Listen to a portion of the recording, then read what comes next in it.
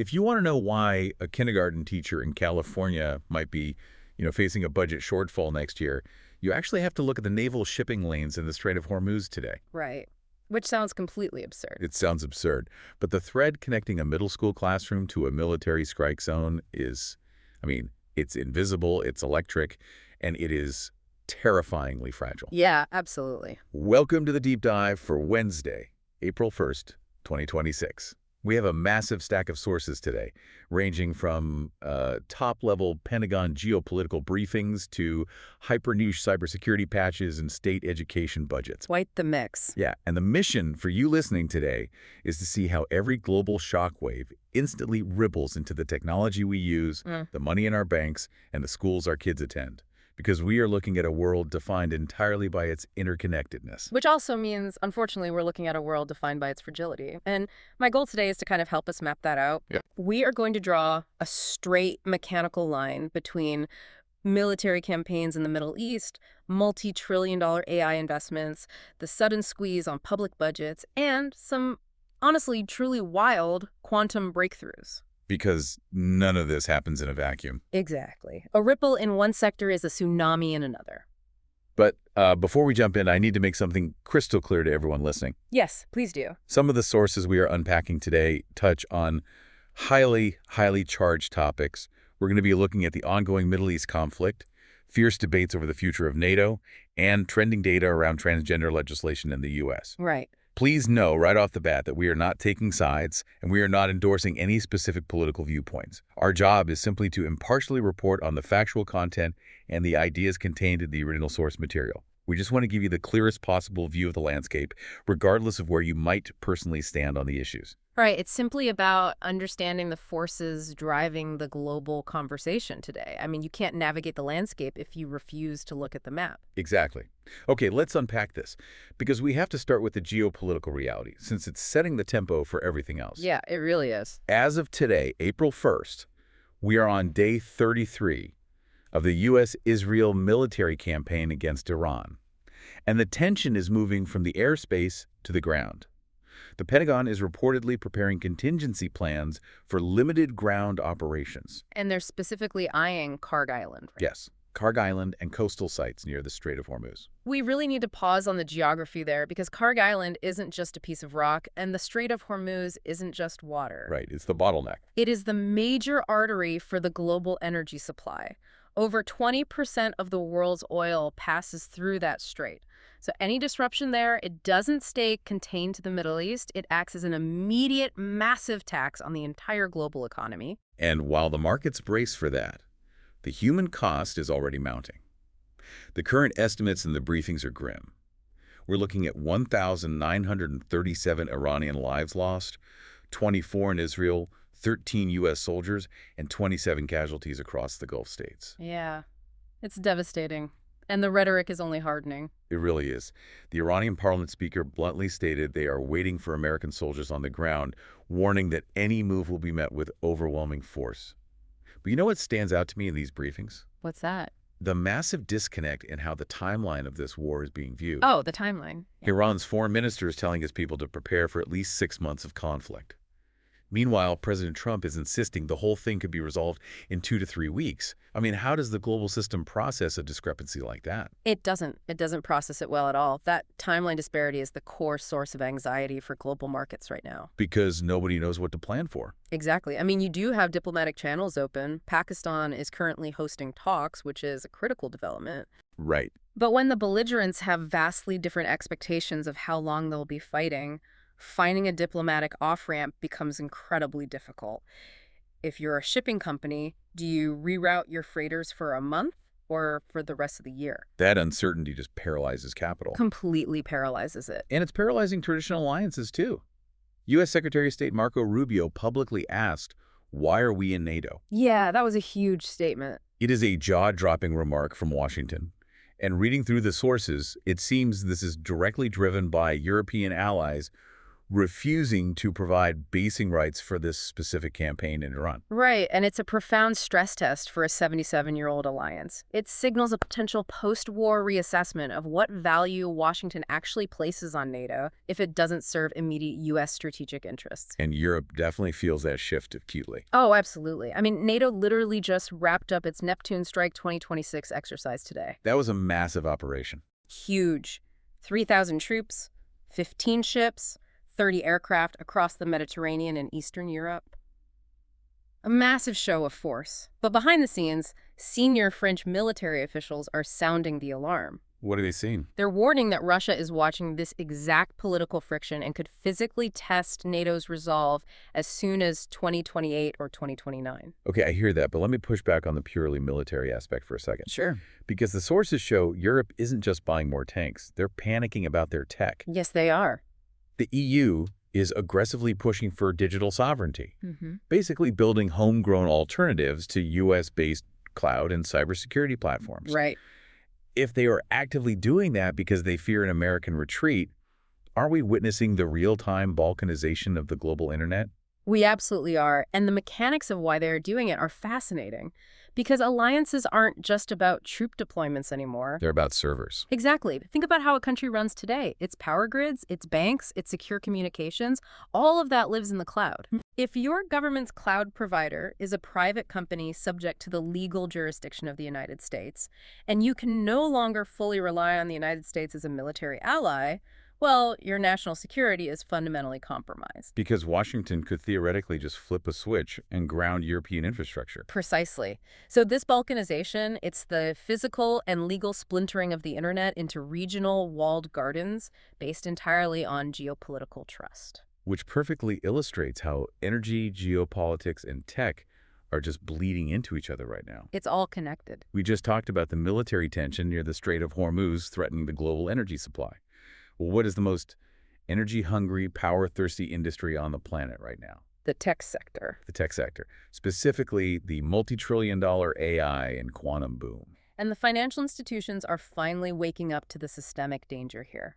Today, the Bank of England issued a highly unusual and pointed warning. I saw that. They explicitly cited the fallout from the Iran war and AI instability as twin, intersecting threats to global financial markets. So I read this Bank of England report, and I want to make sure I'm translating their economic speak correctly. Okay, let's hear it. It sounds like the BOE is warning that if all these massive banks and hedge funds use the exact same underlying AI models to predict market risk, it's like a flock of birds that all decide to turn in the exact same direction at the exact same time, straight into a brick wall. That is the perfect analogy. That is exactly it. To understand algorithmic herding, you just look at that flock of birds. The BOE literally calls it a potential cliff edge for credit markets. A cliff edge? What? Because historically, human traders all had different blind spots, right? Right. Which created a natural friction in the market. Some buy, some sell. Right. But if every major bank is asking the exact same artificial intelligence to assess the risk of, say, an oil shock from the Strait of Hormuz, and that AI has a flaw in its reasoning, they will all collectively misprice the risk in the exact same direction. And then what happens? When the market inevitably corrects, it doesn't happen gradually, it corrects violently all at once, everyone runs off the cliff edge together. And the sheer amount of money riding on this is staggering. The briefings estimate there is $5 trillion in global AI infrastructure spending happening right now. $5 trillion. $5 trillion. And roughly half of that is debt financed. So you have $2.5 trillion in debt relying on AI models that might all run off the same cliff. And look at how concentrated the power behind those models is becoming. OpenAI just closed another major private investment round. Yeah, but the backers aren't just venture capitalists anymore, are they? No, it's Amazon, NVIDIA, SoftBank, and Microsoft. It's a completely closed loop. OpenAI's surfing providers, their chip manufacturers, and their distribution partners are now their core investors. Right. It cements OpenAI as the highest valued AI company in history, sure, but it seems to completely break every traditional framework we have for market competition. Because the traditional frameworks were built for companies selling consumer products, not companies building the foundational infrastructure of the future. Wow. Meanwhile, Microsoft isn't just investing in software. They are pouring billions into physical concrete and steel abroad. They just announced a $5.5 billion AI infrastructure investment in Singapore by 2029. And didn't they just do something similar in Thailand? Exactly, right on the heels of a $1 billion pledge in Thailand. They are building massive data centers, and the kicker is they are providing free AI tools for education across Southeast Asia to secure the next generation of users. Wait, hold on. While tech giants are pouring billions into Asia, we're seeing the exact opposite approach with quantum computing here in the U.S. Very true. The briefings show a company called Qblocks just started shipping Made in America quantum control systems today, partnering with ProDrive Technologies. Why are they suddenly so focused on manufacturing it domestically? Because the U.S. Department of Energy is strictly enforcing domestic supply chain rules for quantum tech. Oh, because of the security risks. Exactly. They realize that quantum computing will eventually crack current encryption standards. You cannot have the hardware for that manufactured by a geopolitical rival. The tech race used to be about borderless innovation. Now it's about securing physical supply chains entirely within your own borders or with highly, highly trusted allies. So we have trillions of dollars flowing into AI data centers, multi-billion-dollar corporate investments in Singapore, and hyper-secure quantum supply chains. Yep.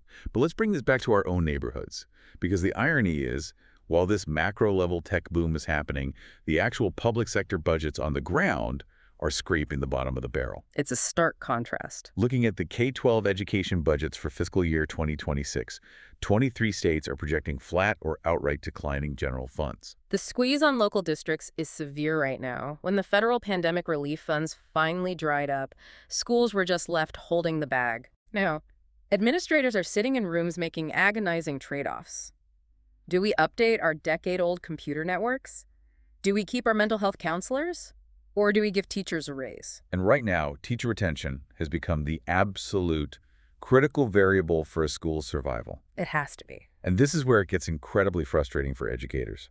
Amid all these budget cuts, the top K-12 ed tech priority for 2026 is mandated AI literacy for teachers. Oh, yeah. At least 16 states have introduced legislation requiring schools to evaluate these tools, and it's the central theme for the massive CoSN 2026 EdTech Conference happening in Chicago this month. So teachers are being asked to master and teach bleeding-edge artificial intelligence, but their districts can barely afford to keep the lights on. Exactly. It's a massive unfunded mandate. And it's not the only fundamental shift in education right now. Look at California. State legislators are currently pushing to make kindergarten mandatory at age 6. Which surprised me, because isn't California usually ahead of the curve on this stuff? They are currently an outlier. Most states already require it. But the mechanics behind why California is pushing it now are directly tied to the pandemic. How so? Advocates are looking at the data and seeing that 5-year-olds who skip kindergarten are entering first grade with massive, sometimes insurmountable gaps in basic literacy and social emotional development. Oh. And those foundational gaps compound. If you don't catch a kid up by 3rd grade, the statistical likelihood of them dropping out later just skyrockets. So if you are a parent or an educator listening to this, how do you even reconcile that? Yeah. You have local schools struggling to pay for basic cybersecurity and retain exhausted teachers, while tech giants are casually dropping $5.5 billion to build the classrooms of the future just across the ocean. It forces us to ask very, very hard questions about global resource allocation. Yeah. And if you think the contrast is jarring in education, it gets substantially darker when you look at the humanitarian sector today. Oh, the numbers coming out of the World Food Program today are just devastating. They really are. Starting April 1, they are slashing food assistance for roughly 1.2 million Rohingya refugees in Bangladesh, specifically in the Cox's Bazar camps. Right. The monthly allocation per human being is dropping from $12 down to $7 or $10. And the reason is that the entire program is only 19% funded for 2026. Last year, it was at 50%. And the WFP claims they can still mathematically meet the 2,100-calorie daily survival threshold by adjusting the types of food provided. But on paper, that's very different from reality. Exactly. Local officials on the ground are warning that when rations get this low, desperation takes over. Refugees will start fleeing the camps, risking human trafficking routes just to find food, and there's a hidden technological casualty here, too. Wait, a technological casualty? How so? Humanitarian aid relies heavily on digital identity and biometric verification systems to ensure food gets to the right people and to prevent fraud. When funding collapses by 80%, the maintenance of that digital infrastructure degrades. The very systems that keep these vulnerable populations visible to the international community start to fail. Wow. Here's where it gets really interesting and frankly deeply ironic. We have human refugees whose digital safety nets are collapsing due to a lack of basic funding. We have schools that can't afford to pay human teachers. Right. Yet, the tech sector is rapidly building robotic replacements for humans while simultaneously fighting digital wars that are entirely invisible to the naked eye. You're touching on the breakthrough of the physical AI movement there? Yes, what was laboratory science fiction 2 years ago is now actual warehouse reality in 2026. It's moving so fast. We're seeing humanoid robots deployed in pilot programs right now. Yeah. Companies like NVIDIA, Figure AI, and Boston Dynamics. But what I don't fully grasp is the tech leap. Like, why are they suddenly able to do this now? The sources talk about sensory motor hardware. What does that actually mean? So it's a fundamental shift in how machines learn. Previously, if you wanted a robot to pick up an apple, an engineer had to write thousands of lines of code detailing the exact geometry of the apple, the precise pressure required by the robotic hand, everything. Right, very rigid. Incredibly rigid. But sensor motor hardware, combined with large language models, changes that. The robot is now equipped with advanced sensors that act like a human nervous system. Oh, wow. It feels the resistance of the apple. It sees the environment and processes it the way a chatbot processes text. It learns by interacting with the physical world, not by following a script. That's insane. That's why they can now navigate cluttered warehouses, climb stairs, and open doors they've never even seen before. The engineering is brilliant, but reading the specs, the bottlenecks are kind of funny. These multi-million-dollar marvels still struggle with a 3 to 4 hour battery life, and their fine motor dexterity is still a bit, clumsy. True, but the trajectory is clear. This is the moment AI's cognitive advances are finally inhabiting physical bodies to do the manual physical labor that the digital economy previously ignored. And as we build these hyper-advanced physical robots, our everyday tech just quietly marches on. Apple just released the first developer betas for iOS 26.5 and macOS Tahoe 26.5 ahead of their WWDC event in June. Right. The big feature for enterprise and schools is declarative device management. Which sounds very dry. It does. But to save our listeners from reading a technical manual, what that basically means is that instead of a school's IT server constantly pinging a kid's iPad to ask, hey, are your security settings updated? The iPad is now smart enough to independently declare its own status. Oh, okay. It manages itself and can lock itself down locally if it detects a threat, which takes a massive load off school servers. Which is a necessary evolution, honestly, because the threats targeting those servers are becoming almost incomprehensibly sophisticated. Look at the Glassworm supply chain campaign that was just uncovered. Okay, I need you to explain this one slowly because it completely blew my mind. Yeah, it's wild. The report says over 400 code repositories were hit across platforms like GitHub and VS Code, and the attackers used invisible Unicode characters to hide the malware. Yes. Wait, I don't understand. Unicode is just text formatting, right? It's how my computer knows to display a smiley face emoji or an accent mark over a letter. How does a blank space actually steal my password? It's a brilliant manipulation of how computers read. When a human developer looks at a line of code in their editor, their eyes see the visual representation of that code. Right. If there is an invisible Unicode character, essentially a specifically encoded blank space, the human eye just sees a normal, clean line of text. It visually passes inspection. Because it just looks like a space. Exactly. But a compiler, the software engine that translates that text into machine instructions, doesn't read visuals. It reads the raw data. And when it hits that specific invisible character, it decodes it into a hidden execution command. So the developer thinks they're compiling a normal app, but the invisible space is secretly instructing the machine to download a credential-stealing loader. Exactly. And the payload specifically hunts for cryptocurrency wallets, SSH keys, and developer access tokens. Cybersecurity teams have traced multiple waves of this attack back to a single command and control address on the Solana blockchain. It is wild that a human engineer can build a humanoid robot that navigates a warehouse, but that same engineer can get their entire company hacked by empty space on a computer screen. It's the ultimate blind spot. And that's not even the most urgent cyber threat today. CISA, the U.S. Cybersecurity Agency, just mandated an emergency patch by tomorrow, April 2, for a critical vulnerability in Citrix NetScaler. Yeah, that's a big one. And to give you a sense of scale, security experts rate this a 9.3 out of 10 in terms of severity. It's an absolute five-alarm fire for IT departments. The reason it's a 9.3 out of 10 is because of what it exposes. The flaw is in how the Citrix system handles SAML authentication. Okay, remind us what SAML is. Think of SAML as the digital backbone of single sign-on. It's the VIP pass that lets you log in once in the morning and automatically access all your secure enterprise or school applications all day. So if you break SAMLU, you break the whole castle. Precisely. This vulnerability allows an attacker to send a specially crafted request that tricks the server into literally leaking its own memory contents. Yeah. It spits out active session tokens and passwords. You don't even need to brute force a password. The server just hands the keys over. And the terrifying part is that this has been actively exploited in the wild since March 27. Given all of this, it's no wonder that 87% of security professionals now agree that AI-related vulnerabilities are the fastest growing category of cyber risk. Without a doubt. Just recently, researchers found a flaw in ChatGPT that allowed sensitive data to be exfiltrated with a single, cleverly worded text prompt. The sheer speed of AI adoption has massively expanded the surface area for hackers to attack. It's the classic cost of moving fast and breaking things. We are globally prioritizing capability and speed over security and resilience, and that technical debt is coming due right now. Let's step back from all these structural systemic threats for a minute. Good idea. We've covered wars, multi-trillion-dollar credit cliffs, and invisible supply chain hacks. But what is the actual cultural pulse on April 1st, 2026? What are human beings actually talking about online today? Well, yesterday was the International Transgender Day of Visibility, and that conversation is heavily spilling over into today's traffic. Right. And the online data directly reflects a deeply active and contentious legislative environment in the U.S. right now.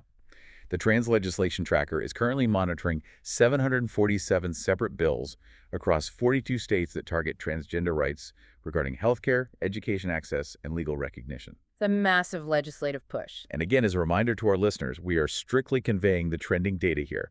If you look at platforms like X today, the conversation is dominating the domestic cultural sphere. It really is. It spans the absolute entire spectrum, from viral messages of solidarity and celebration of trans individuals to very pointed, intense political debates about the mechanics of this legislation and the ethics of gender-affirming care. It is the defining domestic cultural conversation right now. Running in stark parallel to that, of course, is April Fool's Day. Which has gotten a thoroughly 2026 update. Tech companies aren't just brainstorming pranks anymore. They're openly using ChatGPT and Gemini to write elaborate, multi-platform prank playbooks. Oh, they're outsourcing the jokes to AI. Exactly. They're having AI generate the joke scripts, the timing schedules, and the social media reveal moments. My personal favorite today is a major tech brand that announced a fake luxury fragrance that supposedly smells like unboxing a new phone. That's actually pretty clever. Honestly, the AI generated such a good marketing campaign for it, I would probably buy that. It's funny, but it also perfectly illustrates how AI has quietly become the default creative engine for corporate marketing, even for something as inherently human as a joke. But I will say, looking at the global trends, not everyone is laughing today. As an Italian football fan, I don't even want to look at this next source. It hurts too much. I know, it's absolutely brutal. Italy is officially out of the FIFA World Cup again. For the third consecutive time. They lost to Bosnia and Herzegovina on penalties in the playoff. Esposito hit the post, and Cristante just completely missed the target. Unbelievable. I mean, the last time Italy actually played in a World Cup was 2014. By the time the next one rolls around, that'll be at least 16 years between appearances. My kids will be driving before they see Italy in a World Cup. It's a tragedy for the fans. The internet today is just flooded with a mix of profound grief, incredible coping memes, and an entire nation screaming for the coach to be fired into the sun. It is a moment of shared, passionate, deeply irrational human frustration. And honestly, it's refreshing because it has absolutely nothing to do with supply chains, macroeconomics, or geopolitics. It's just pure human emotion. Which is actually the perfect bridge to our final story today. Oh, the laser. Yes, we are stepping completely away from the noise of social media debate, the AI-generated April Fool's pranks, and the sports heartbreak. We are ending on the quiet, precise purity of scientific discovery. The journals are reporting that scientists have officially created a working phonon laser. This piece of research is genuinely beautiful. Most people know how a traditional laser works. It takes light waves, which are photons, and forces them all to march in perfect, coherent lockstep to create a concentrated beam. Right. What these scientists have done is apply that exact same principle to sound. A phonon laser manipulates sound vibrations phonons at the quantum level. They are literally controlling physical sound waves with the same mathematical, coherent precision that we use to control light. The potential applications for this are just staggering. Because it operates at the quantum scale, it could completely transform nanoscale communication. Right. It could rewrite how we build quantum computing hardware by using sound to transmit data without heat. It could even create entirely new types of medical imaging that look inside the human body using highly concentrated quantum sound. It's amazing. But my favorite part of this source isn't the science, it's the reaction to it. If you read the comment sections in the science journals right now, it is purely joyful. That's so rare online. There are no political angles, there are no corporate stakes.